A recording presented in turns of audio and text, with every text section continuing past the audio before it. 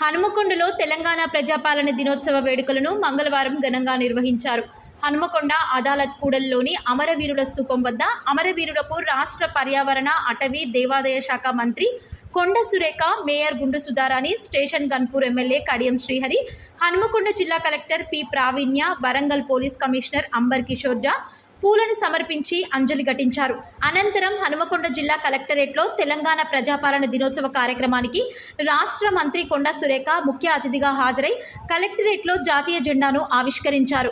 ఈ సందర్భంగా మంత్రి కొండ సురేఖ మాట్లాడుతూ ప్రభుత్వం అమలు చేస్తున్న అభివృద్ధి సంక్షేమ కార్యక్రమాలను వివరించారు. రాష్ట్ర ప్రజల అభివృద్ధి సంక్షేమమే ధ్యేయంగా ముఖ్యమంత్రి రేవంత్ రెడ్డి కృషి చేస్తున్నారని పేర్కొన్నారు. జాతీయ గీతాలాపన అనంతరం పోలీసులు గౌరవ వందనం సమర్పించారు. అదేవిధంగా రాష్ట్ర గీతమైన జయ జయ హే తెలంగాణ గీతాన్ని ఆలపించారు. ఈ కార్యక్రమంలో జిల్లా అధికారులు, ఉద్యోగులు పాల్గొన్నారు. తెలంగాణ ప్రజాపాలన వేడుకలకు హాజరైన తెలంగాణ పోరాట యోధులకు, జిల్లా ప్రజాప్రతినిధులకు, అధికారులకు, నగర ప్రముఖులకు, పాత్రికేయులకు తెలంగాణ ప్రజాపాలన దినోత్సవ శుభాకాంక్షలు తెలియజేస్తున్నాను. చరిత్రలో 1948వ సంవత్సరం సెప్టెంబర్ 17వ తేదీకే ఒక విశిష్టత ఉంది. తెలంగాణ నాటి హైదరాబాద్ సంస్థానం భారతదేశంలో ఐక్యమై 76 సంవత్సరాలు పూర్తి చేసుకొని 77వ సంవత్సరంలో అడుగు పెడుతున్నాం. కాబట్టి ఈ రోజున జిల్లా వ్యాప్తంగా ప్రజాపాలన వేడుకలు ఘనంగా నిర్వహించుకుంటున్నాం.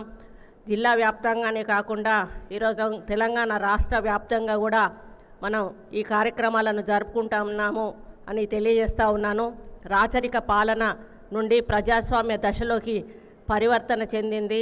ప్రజలందరి గుండెల్లో దేశభక్తి భావన పెళ్ళువికేలా ప్రజాపాలన దినోత్సవాన్ని ఘనంగా జరుపుకుంటున్నాం. తెలంగాణ ప్రజాస్వామిక స్వేచ్ఛను పొందడం కోసం ఆనాటి యావత్ సమాజం ఉద్యమించింది. ఆనాటి అపూర్వ ఘట్టాలు జాతి జీవనంలో నిరంతర సజీవంగా నిలిచిపోయాయి. నేటి సందర్భంలో ఆ ఉజ్వల ఘట్టాలను, ఆనాటి యోధుల వెలకట్టలేని త్యాగాలను తలుచుకోవడం మనందరి బాధ్యత. ఆదివాసీ యోధుడు కుమురం భీం తమ అమరత్వంతో చరిత్రను వెలిగించిన దొడ్డి కొమరయ్యలతో పాటు నాటి పోరాటానికి నాయకత్వం వహించిన మహనీయులు రావి నారాయణరెడ్డి, స్వామి రామానంద తీర్థ, భీమిరెడ్డి నరసింహారెడ్డి, వీరవనిత చాకలి ఐలమ్మ, ప్రజా ఉద్యమానికి సేనాధిపతిగా నిలిచిన ఆరుట్ల రామచంద్రారెడ్డి, ఆరుట్ల కమలాదేవి, బొమ్మగాని ధర్మ భిక్షం గౌడ్, దేవులపల్లి వెంకటేశ్వరరావు, బద్దం ఎల్లారెడ్డి వంటి ప్రజానేతల త్యాగాలను సగర్వంగా స్మరించుకుందాం. తమ అక్షరాలతో ప్రజల్లో ఉత్తేజాన్ని నెలకొల్పిన సురవరం ప్రతాపరెడ్డి, ప్రజాకవి కాళోజీ నారాయణరావు, మొగ్దుం మొహియుద్దీన్, దాశరథి కృష్ణమాచార్య, సుద్దాల హనుమంతు, బండి యాదగిరి, షోయిబుల్లా ఖాన్ వంటి సాహితీమూర్తులకు ఘనమైన నివాళులు అర్పిద్దాం. జాతీయ సమైక్యత అంటే భౌగోళిక సమైక్యత మాత్రమే కాదు, ప్రజల మధ్య సమైక్యత, విభిన్న సంస్కృతుల మధ్య సమైక్యత, దేశం అనుసరిస్తున్న జీవన విధానం భిన్నత్వంలో ఏకత్వాన్ని కాపాడడమే నిజమైన దేశభక్తి. 77 ఏళ్ల స్వతంత్ర భారతంలో తెలంగాణ 60 సంవత్సరాల పాటు అస్తిత్వం కోసం ఉద్యమించింది. నేడు స్వరాష్ట్రమైన అన్ని రంగాల్లో అద్భుతమైన అభివృద్ధిని సాధిస్తూ అనతి కాలంలోనే దేశంలో అగ్రగామి రాష్ట్రంగా రూపుదాల్చింది. ఉద్యమాలు చేసి సాధించుకున్న తెలంగాణ రాష్ట్రంలో ఎన్నో అభివృద్ధి సంక్షేమ పథకాలు ప్రవేశపెట్టి పగడ్బందీగా అమలు చేస్తూ దేశంలో ఆదర్శ రాష్ట్రంగా రూపుదిద్దుకుంది. ప్రజాపాలన కార్యక్రమంలో 6 గ్యారంటీలను ఈ రాష్ట్రంలో ఉన్న పేదలు, నిరుపేదలను దృష్టిలో పెట్టుకొని మాట ఇవ్వడం జరిగింది. ఈ 6 గ్యారంటీలను నిక్కచ్చిగా అమలు చేసి తెలంగాణ ప్రజలకు ఒక సంక్షేమ రాజ్యంగా, అభివృద్ధి రాష్ట్రంగా తెలంగాణ తీర్చిదిద్దేందుకు రాష్ట్ర ముఖ్యమంత్రి శ్రీ యనుమల రేవంత్ రెడ్డి గారి నేతృత్వంలోని ప్రభుత్వం అహర్నిశలు కృషి చేస్తున్నది. చివరి వరుసలోని పేదలకు కూడా అభివృద్ధి సంక్షేమ ఫలాలు అందాలనే లక్ష్యంతో ప్రజాపాలన కార్యక్రమం చేపట్టి దరఖాస్తులు స్వీకరించాం. ప్రతి పథకానికి వేర్వేరు దరఖాస్తులు అవసరం లేకుండా ఏ పథకానికి అర్హులైన వారు ఆ పథకానికి దరఖాస్తు చేసుకునేందుకు వీలుగా ఒకే దరఖాస్తును అందుబాటులోకి తెచ్చాము. పరిపాలనను గ్రామాలకు చేర్చాలన్న ప్రభుత్వ ఆలోచన మేరకు గత సంవత్సరం డిసెంబర్ 28 నుండి జనవరి 6వ తేదీ వరకు ప్రతిష్టాత్మకంగా నిర్వహించిన ప్రజాపాలన కార్యక్రమంలో జిల్లా ప్రజల నుంచి దరఖాస్తులు స్వీకరించాం. మహాలక్ష్మి పథకం ద్వారా తెలంగాణ ఆడబిడ్డలు రాష్ట్ర నలుమూలలకు ఎక్కడి నుండి ఎక్కడికైనా అనా పైసా ఖర్చు లేకుండా ఆర్టీసీ బస్సుల్లో ప్రయాణించడానికి అవకాశం కల్పించాము. జిల్లాలో ఇప్పటి వరకు 77,25,147 మంది మహిళలు ఉచితంగా బస్సుల్లో ప్రయాణించగా 33,88,00,000 రూపాయలు మహిళలకు మరి ఇండైరెక్ట్గా ఆదాయం అందిందని ఈ సందర్భంగా తెలియజేస్తూ ఉన్నాను. రాజీవ్ ఆరోగ్యశ్రీ ఆరోగ్య తెలంగాణగా ఈ రాష్ట్రం ఉండాలని ప్రజలకు మెరుగైన కార్పొరేట్ వైద్య సేవలు అందించేందుకు రాజీవ్ ఆరోగ్యశ్రీ సాయాన్ని 5 లక్షల రూపాయల నుండి 10 లక్షల రూపాయల వరకు పెంచి ఈ ప్రభుత్వం అమలు చేస్తున్నది. జిల్లాలో ఇప్పటి వరకు 21,964 మందికి ఈ పథకం ద్వారా వైద్య సేవలు అందించడం జరిగింది.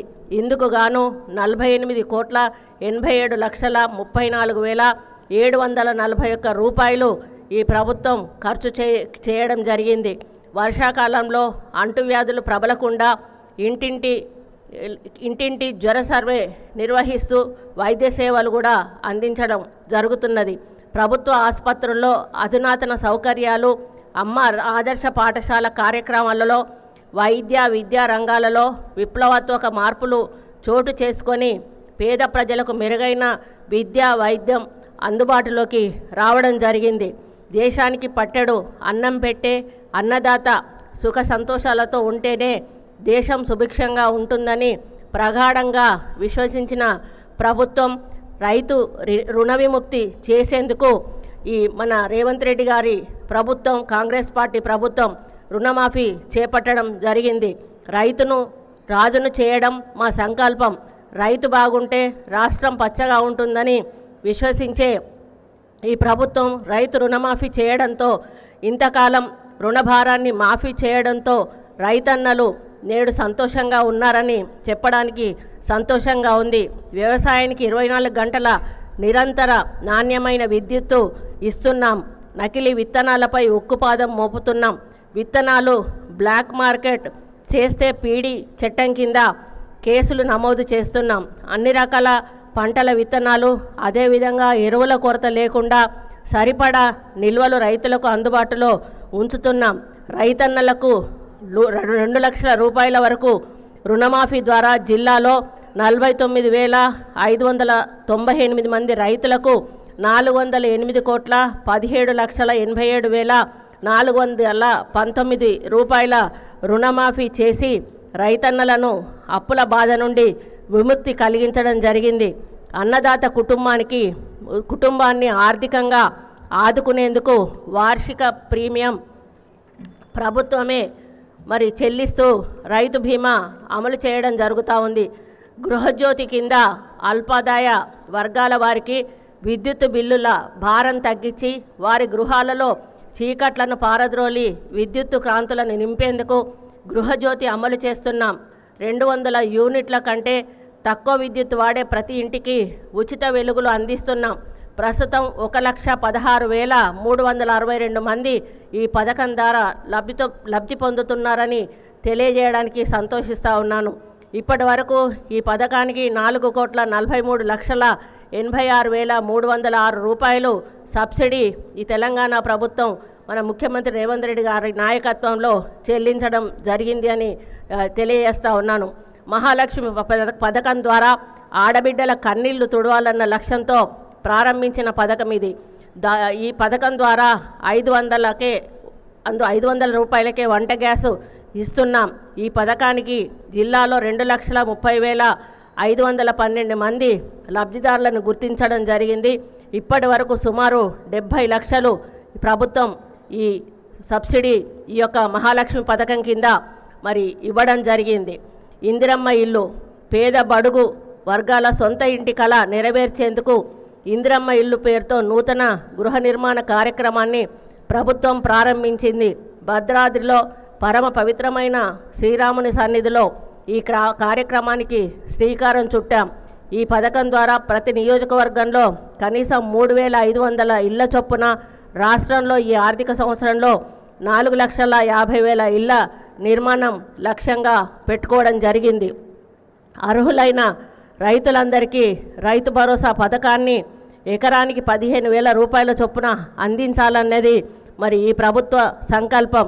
గతంలో అమలు జరిగిన రైతు బంధు పథకం కింద ఎకరాకు సంవత్సరానికి 10,000 రూపాయలు మాత్రమే చెల్లించడం జరిగింది. ఈ ప్రభుత్వం విధి విధానాలు రూపొందించి త్వరలో రైతు భరోసా పథకం అమలు చేయబోతుందని తెలియజేయడానికి సంతోషిస్తూ ఉన్నాను. మరి మన రాష్ట్రంలో వరి సాగు చాలా విస్తారంగా జరుగుతోంది. కానీ పండిన పంటకు సరైన గిట్టుబాటు ధర రాక రైతన్నలు తీవ్రంగా నష్టపోతూ ఉన్నారు. రాష్ట్రంలో సన్న రకం వరి ధాన్యం సాగును ప్రోత్సహించేందుకు క్వింటాలకు 500 రూపాయలు బోనస్ చెల్లించాలని ఈ ప్రభుత్వం నిర్ణయించింది. మరి రైతు పంటలకు బీమా పథకం వర్తింపచేయడానికి ఈ సంవత్సరం నుంచి ఫసల్ బీమా యోజన పథకంలో చేరాలని ప్రభుత్వం నిర్ణయించింది. ఈ పథకం కింద రైతుల తరఫున బీమా ప్రీమియాన్ని ప్రభుత్వమే చెల్లిస్తుంది. అంతేకాకుండా వ్యవసాయ మరియు రైతు సంక్షేమం కోసం ప్రభుత్వం తెలంగాణ వ్యవసాయ మరియు రైతు సంక్షేమ కమిషన్ను ఏర్పాటు చేసింది. మరి తెలంగాణలో విద్యా వ్యవస్థను మెరుగుపరచడానికి తెలంగాణ విద్యా కమిషన్ను కూడా తెలంగాణ ప్రభుత్వం ఏర్పాటు చేసింది. అంగన్వాడీలను ప్రీ ప్రైమరీ స్కూళ్ళుగా మార్చబోతున్నాం. ప్రాథమిక పాఠశాలల మొదలు విశ్వవిద్యాలయాల వరకు నాణ్యమైన విద్యా బోధన, నైపుణ్య శిక్షణ, ఉపాధి కల్పనకు ఒక మిషన్ మోడ్లో చేయాలని ప్రభుత్వం సంకల్పించింది. పాఠశాలలు తెరిచిన రోజునే పిల్లలందరికీ యూనిఫామ్లు, పాఠ్యపుస్తకాలు కూడా అందజేయడం జరిగింది. అమ్మ ఆదర్శ పాఠశాలల కమిటీల ద్వారా మౌలిక వసతులు కల్పిస్తున్నాం. ఎస్సీ, ఎస్టీ, బీసీ మైనారిటీ విద్యార్థుల కోసం ప్రతి నియోజకవర్గంలో ఒకే ఆవరణలో 25 ఎకరాల స్థలంలో ఇంటిగ్రేటెడ్ మోడల్ స్కూళ్లను నిర్మించబోతా ఉన్నాం. వర్షాకాలంలో సీజనల్ వ్యాధులు నియంత్రణకు వ్యక్తిగత పరిశుభ్రత చాలా ముఖ్యం. పరిసరాల పరిశుభ్రతలో భాగస్వామ్యమైన సిబ్బందిని, ప్రజలను ఈ సందర్భంగా అభినందిస్తున్నాను. పరిసరాల పరిశుభ్రతతోనే వ్యాధులు దరిచేరని ఆరోగ్య సమాజం రూపుదిద్దుకుంటుంది. ప్రజల ఆరోగ్య జీవితాన్ని గడిపేందుకు ప్రతి ఇల్లు పరిశుభ్రతతో, మొక్కలతో నందనవనం కావాలి. ఈ ఆశయంతోనే ప్రభుత్వం ఆగస్టు 5 నుండి 9 వరకు స్వచ్ఛదనం పచ్చదనం కార్యక్రమాన్ని చేపట్టింది. ప్రతి కుటుంబం తూచా తప్పక ప్రతి శుక్రవారం డ్రై డే పాటించి పరిసరాలను పరిశుభ్రం చేసుకోవాలని కోరుతున్నాం. ఆగస్టు సెప్టెంబర్ మాసాల్లో వచ్చిన భారీ వర్షాలకు జిల్లాల్లో చెరువులు పూర్తి స్థాయిలో నిండుకుని మత్తడి పోశాయి. జిల్లా యంత్రాంగం చేపట్టిన ముందస్తు చర్యలతో వరదగండం నుండి ఎలాంటి ప్రాణ నష్టం వాటిల్లకుండా ప్రజలను రక్షించుకున్నాం. ఈ సందర్భంగా జిల్లా యంత్రాంగపు సేవలను అభినందిస్తూ ఉన్నాను. సకల జనుల విశ్వాసంతో తెలంగాణ సాధిస్తున్న అభివృద్ధిని ఇలాగే కొనసాగిస్తూ ప్రజాపాలన దినోత్సవ స్ఫూర్తితో జాతి సమగ్రతను నిలబెట్టుకుంటూ ప్రజల మధ్య ఐక్యతను చెదరనివ్వకుండా కాపాడుకుందాం. మారుమూల గ్రామాలు, నిరుపేదలు నివసిస్తున్న ఈ జిల్లా సమగ్రాభివృద్ధికి మరియు వరంగల్ మహానగర అభివృద్ధికి నిత్యం కృషి చేస్తున్న గౌరవ ముఖ్యమంత్రి శ్రీ యనమల రేవంత్ రెడ్డి గారికి, గౌరవ పార్లమెంటు, శాసనమండలి, శాసనసభ్యులకు, జిల్లా ప్రజలకు, ప్రభుత్వ యంత్రాంగానికి, పాత్రికేయులకు నా హృదయపూర్వక ధన్యవాదాలు తెలియజేస్తా ఉన్నాను. జై హింద్, జై తెలంగాణ.